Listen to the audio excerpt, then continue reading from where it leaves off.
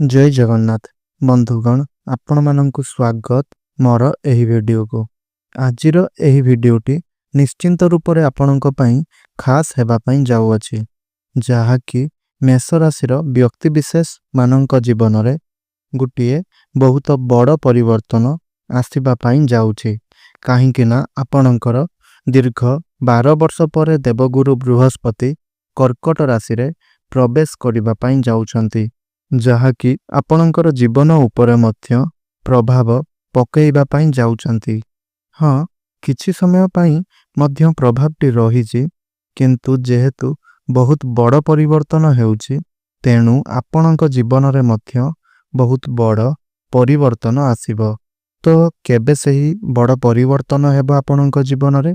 आपणक जीवन रे सुख आसिबो कि नाही, कोन सबु आपणक जीवन रे घटिबा पई जाउछि, सेही सबु किछि एही वीडियो माध्यम रे आपण जानिबे।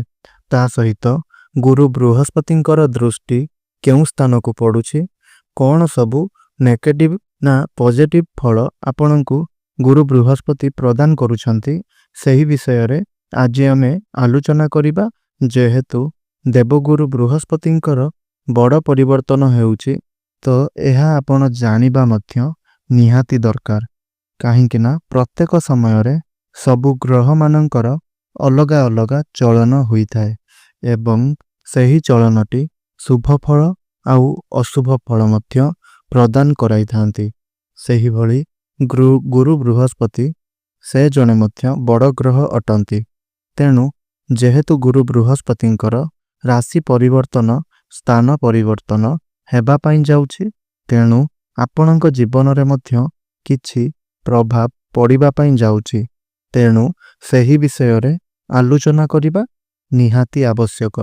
तेबे बंधुगण, वीडियोटी रे आगकु बढ़िबा पूर्वरु जदि एपर्यंत मोर एही चैनल टी को सब्सक्राइब करि नाहंती, तेबे गुटिए सब्सक्राइब करी वीडियोटी को गुटिए लाइक करि दियंतु एवं भक्ति आउ श्रद्धा मन रे कमेंट बॉक्स रे जय देवगुरु बृहस्पति जय जगन्नाथ अवश्य रूप रे लिखंतु। तेबे बंधुगण, आउ डेरी न करी चालंतु जानि नबा देवगुरु बृहस्पति आपणकर राशि परिवर्तन करी कौन सबु फल प्रदान करुछंती। देखंतु, दीर्घ 12 वर्ष परे देवतांकर गुरु देवगुरु बृहस्पति कर्कट राशि रे प्रवेश करिबा पई जाउछंती, जहाँकि मिथुन राशि को छाड़ी की कर्कट राशि रे प्रवेश करिबे 19 अक्टोबर को। हाँ, किछि समय पई परिवर्तन करिबा पई जाउछंती। 19 अक्टोबर रु 3 डिसेंबर पर्यंत रहिबे। तो बहुत किछि परिवर्तन आपणक जीवन रे देखिबा पई मिलिबो। बहुत बड़ परिवर्तन आपणक जीवन रे निश्चिंत करिवे। तो विशेष परिवर्तन आपणकर एही 46 दिन भितरे रहिछि, जहाँकि आपणकर जीवन को उन्नतिमय एवं सुखमय कराई देबो। काहेकि ना आपणकर किछि एमिति परिवर्तन रहिछि, जदि आपण गरीब होई करि थांती तेबे धनी होई पारंती, किंतु एमिति मध्य समय आसे आपण धनी होइथिले मध्य गुरु बृहस्पति आपणकु गरीब बनाई देई पारंती। काहेकि ना एही ग्रह मानंकर परिवर्तन रे किछि किछि प्रभाव समस्तंक उपरे पड़ी थाए। तेणु किछि शुभ फल एवं किछि अशुभ फल जेहेतु पड़ुछि, आपणक राशि ठारू गुरु बृहस्पति तृतीय स्थान रु बाहरिके चतुर्थ स्थान को प्रवेश करुछंती। तो चतुर्थ स्थान कोण सेईटा मध्य आलोचना करिबा। चतुर्थ स्थानटी हेउछि खुशीर स्थान, सबु सुखर स्थान बोली माना जाई थाए। उदाहरण स्वरूप आपण मानि नियंतु कि सही खुशी गुड़िक हेउछि कोन। तो जदि आपण गुटिए गाड़ी किणुछंती, वर्तमान दुनिया रे गाड़ी तो समस्ते किणुछंती, किंतु आपण जो गाड़ीटी किनिबा परे आपणकु जो खुशी अनुभव हेबो, आउ जोटा आपण चाहुथिले, जेहेतु आपणकर सही इच्छाटी पूरण होई जाइछि, बहुत दिनरु आपण चाहुथिले कि गुटिए गाड़ी करिबा पई किनिबा पई, तो आपणकर सही इच्छा सही मनस्कामना पूरा होई जाइछि, जेहेतु आपणकर मनरे संतुष्टिर भावना आसी थाए। ଖୁସି ଆସିଥାଏ ଆଉ ଏହି ଖୁସି କାରଣରୁ ଯେଉଁ ଆପଣଙ୍କର ମନ ସନ୍ତୁଷ୍ଟି ଅନୁଭବ କରିଥାଏ ଏହି ଜିନିଷଟି ଚତୁର୍ଥ ଘରୁ ଜଣା ପଡ଼ିଥାଏ ବା ଦେଖାଯାଇଥାଏ। ଯେମିତିକି ଜମିବାଡ଼ି କିଣିବା ପାଇଁ ହେଉ, ଆପଣଙ୍କର ପ୍ରପର୍ଟି ପାଇଁ ହେଉ, ଲକ୍ଜରିୟସ୍ ଲାଇଫ୍ ପାଇଁ ହେଉ, ଆପଣଙ୍କର ମାଙ୍କ ପାଇଁ ହେଉ ମଧ୍ୟ ସେହି ସବୁ କିଛି ଆପଣଙ୍କର ଚତୁର୍ଥ ଘରୁ ହିଁ ଦେଖାଯାଇଥାଏ। ଯେହେତୁ ଗୁରୁ ବୃହସ୍ପତି ଆପଣଙ୍କର ଚତୁର୍ଥ ଘରକୁ ପ୍ରବେଶ କରିବେ, ତାହା ହେଲେ ସେ ନିଶ୍ଚିନ୍ତ ରୂପରେ ବହୁତ କିଛି ଖୁସି ଆପଣଙ୍କୁ ପ୍ରଦାନ କରାଇବେ। ଆଉ ମାଙ୍କ ବିଷୟରେ ମଧ୍ୟ ଆପଣଙ୍କର ବହୁତ କିଛି ପରିବର୍ତ୍ତନ ଦେଖାଦେଉଛି। ଯଦି ଆପଣଙ୍କର ମାଙ୍କର ସ୍ୱାସ୍ଥ୍ୟ ଖରାପ ରହୁଥିଲା ଆଉ ଆପଣ ତାଙ୍କୁ ନେଇକରି ଚିନ୍ତାରେ ରହୁଥିଲେ, ଟେନସନରେ ରହୁଥିଲେ, କିମ୍ବା ସେ ଆପଣଙ୍କୁ ନେଇକରି ଟେନସନରେ ରହୁଥିଲେ, ଦେଖିବେ ଯେତେବେଳେ ଗୁରୁ ବୃହସ୍ପତି ଆପଣଙ୍କର ଚତୁର୍ଥ ସ୍ଥାନକୁ ପ୍ରବେଶ କରିବେ ସେତେବେଳେ ମା ମଧ୍ୟ ଆପଣଙ୍କ ଉପରେ ଖୁସି ଅନୁଭବ କରିବେ। ଆପଣ ଏମିତି କିଛି କାର୍ଯ୍ୟ କରିବେ ଯାହାଦ୍ୱାରା କି ଆପଣଙ୍କୁ ଖୁସି ପ୍ରଦାନ କଲା ଭଳି ଲାଗିବ। ଆପଣ ଆପଣଙ୍କର ମାଙ୍କୁ ଖୁସି ଦେଇଛନ୍ତି ବୋଲି ଆପଣଙ୍କୁ ଲାଗିବ। ଆପଣଙ୍କର ମା ମଧ୍ୟ ଆପଣଙ୍କ ଉପରେ ସନ୍ତୁଷ୍ଟ ରହିବେ। ତାଙ୍କର ଶରୀର ମଧ୍ୟ ବହୁତ ଭଲ ରହିବ, ମନ ପ୍ରଫୁଲ୍ଲିତ ରହିବ। ତ ଆପଣଙ୍କ କାମରେ ସେ ସନ୍ତୁଷ୍ଟି ଭାବ ଦେଖାଇବେ। ତ ମାଙ୍କୁ ନେଇକରି ଆପଣ ଖୁସି ହେବେ ଏବଂ ଆପଣଙ୍କୁ ନେଇକରି ଆପଣଙ୍କର ମା ଖୁସି ହେବାର ସମ୍ଭାବନା ବହୁତ ଅଧିକ ରହିଛି। ତା ସହିତ ଦୀର୍ଘ 12 ବର୍ଷ ପରେ ଯେହେତୁ ଗୁରୁ ବୃହସ୍ପତିଙ୍କର ରାଶି ପରିବର୍ତ୍ତନ ହେଉଛି 19 ଅକ୍ଟୋବରରୁ 3 ଡିସେମ୍ବର ପର୍ଯ୍ୟନ୍ତ, ତ ଗୁରୁ ବୃହସ୍ପତି ଆପଣଙ୍କ ରାଶିର କେଉଁ ଘରର ଅଧିପତି? ନା, ସେ ଆପଣଙ୍କର ରାଶିର ଭାଗ୍ୟ ଘରର ଅଧିପତି ଅଟନ୍ତି। ଆଉ ଆପଣଙ୍କ ଜୀବନରେ ଭାଗ୍ୟର ସପୋର୍ଟରେ ସବୁକିଛି କାମ ଗୁଡ଼ିକ ହୋଇଥାଏ। ତେଣୁ ଯଦି ଆପଣ କୌଣସି ବି ପ୍ରପର୍ଟିରେ ଡିଲ୍ କରିବା ପାଇଁ ଚାହୁଁଛନ୍ତି, ଜମିରେ କିଛି ଡିଲ୍ କରିବା ପାଇଁ ଚାହୁଁଛନ୍ତି, କିମ୍ବା ଆପଣ ଚାହୁଁଛନ୍ତି କେଉଁଠାରେ କିଛି ଇନଭେଷ୍ଟ କରିବା ପାଇଁ, ତ ଆପଣଙ୍କର ବହୁତ ଭଲ ସମୟ ଆସିଛି। 19 ଅକ୍ଟୋବର ପରଠାରୁ ସର୍ବଶ୍ରେଷ୍ଠ ସମୟଟି ରହିଛି ଏହି ବର୍ଷର। ତ ଏହି ସମୟରେ ଆପଣ ଜମି କିଣିପାରନ୍ତି, ଗାଡ଼ି କିଣିପାରନ୍ତି, ପ୍ରପର୍ଟି ଡିଲ୍ କରିପାରନ୍ତି, କିମ୍ବା ଆପଣଙ୍କର ସୁଖ ସୁବିଧା ପାଇଁ ଘର ଜିନିଷ ଗୁଡ଼ିକ କିଛି କିଣିପାରନ୍ତି, ଘର ସଜାଡ଼ିବା ଜିନିଷ କିଛି କିଣିପାରନ୍ତି।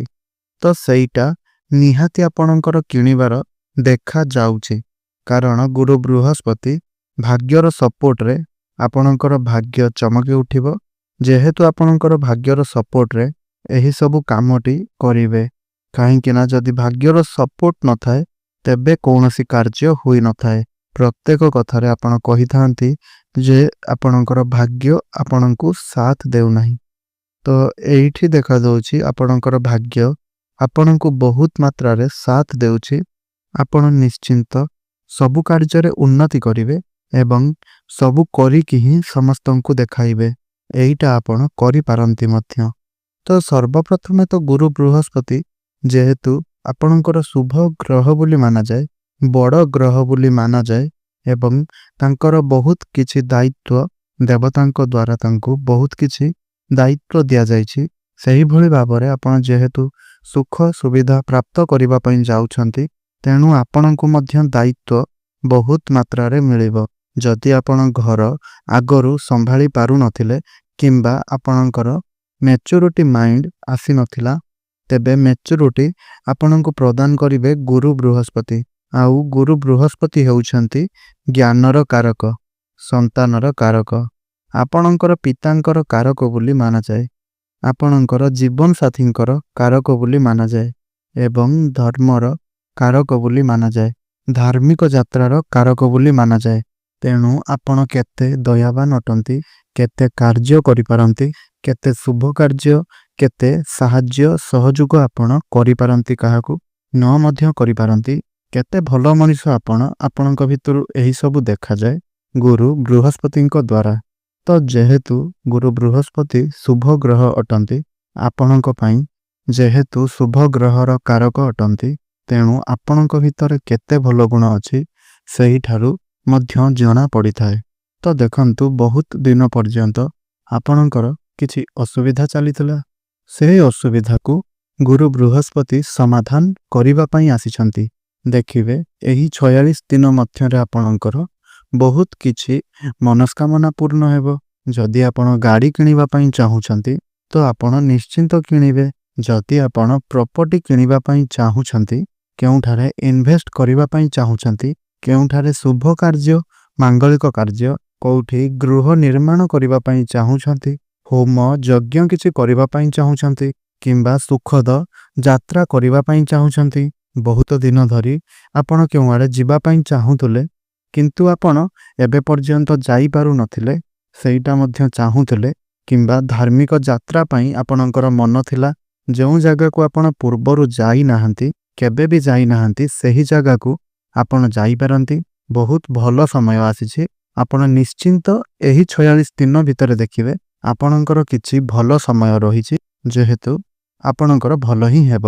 କାହିଁକି ନା ଚତୁର୍ଥ ଘରଟି ହେଉଛି ମାତୃଭୂମିର ଘର, ନିଜର ଘର ବୋଲି ମାନାଯାଏ। ତେଣୁ ନିଜ ଘରେ ରହିକି ଆପଣ ଏଇଠି ନିଜର ଉନ୍ନତି କରିବାର ମଧ୍ୟ ଦେଖା ଦଉଛି। ଏଠି ଗୁରୁ ବୃହସ୍ପତି ଯେହେତୁ ଆପଣଙ୍କର ଚତୁର୍ଥ ସ୍ଥାନକୁ ଆସିବେ, ଏଇଟା କୌଣସି ନର୍ମାଲ କଥା ନୁହଁ, ଏଇଟା କୌଣସି ସାଧାରଣ କଥା ନୁହଁ। ଏହା ଆପଣଙ୍କ ପାଇଁ ବହୁତ ବଡ଼ କଥା। ହଁ, ଆପଣଙ୍କ ରାଶିରେ ଶନି 7.5 ତ ଚାଲିଅଛି, ସେଇଟା ଆପଣ ଭୁଲି ଯାଆନ୍ତୁ। ବର୍ତ୍ତମାନ ଗୁରୁ ବୃହସ୍ପତି ଯେହେତୁ ସେ ଜଣେ ଶୁଭ ଗ୍ରହ, ଶନିଙ୍କ ଠାରୁ ବହୁତ ବଡ଼, ଯେହେତୁ ସେ ଶୁଭ ଗ୍ରହ, ତେଣୁ ଆପଣଙ୍କ ଘରେ ଶୁଭ ଏବଂ ମାଙ୍ଗଳିକ କାର୍ଯ୍ୟ ହେବା ପାଇଁ ଯାଉଛି। ଖୁସି ପ୍ରଦାନ କରିବେ। ଦେଖିବେ, ଏହି ଯେଉଁ 46 ଦିନ ଭିତରେ ଆପଣ ନିଶ୍ଚିନ୍ତ ଖୁସି ହିଁ ହେବେ। ତ ଆପଣ ଜାଣିଲେ ଭାଗ୍ୟର ସ୍ୱାମୀ ହୋଇକରି ଚତୁର୍ଥ ସ୍ଥାନକୁ ପ୍ରବେଶ କରି କ'ଣ ସବୁ ଫଳ ପ୍ରଦାନ କଲେ। ତ ବନ୍ଧୁମାନେ, ଆପଣଙ୍କର ଏହି ଦେବଗୁରୁ ବୃହସ୍ପତିଙ୍କର ମହାପରିବର୍ତ୍ତନରେ ଏହିଭଳି କିଛି ପ୍ରଭାବ ଆପଣଙ୍କ ରାଶି ଉପରେ, ମେଷ ରାଶି ଉପରେ ପଡ଼ିବା ପାଇଁ ଯାଉଅଛି। ଆଶା କରୁଛି ମୋର ଏହି ଭିଡ଼ିଓଟି ଆପଣଙ୍କୁ ନିଶ୍ଚୟ ରୂପରେ ଭଲ ଲାଗିଥିବ। ଯଦି ଏହି ଭିଡ଼ିଓଟି ଭଲ ଲାଗିଛି ତେବେ ଭିଡ଼ିଓଟିକୁ ଗୋଟିଏ ଲାଇକ୍ କରନ୍ତୁ।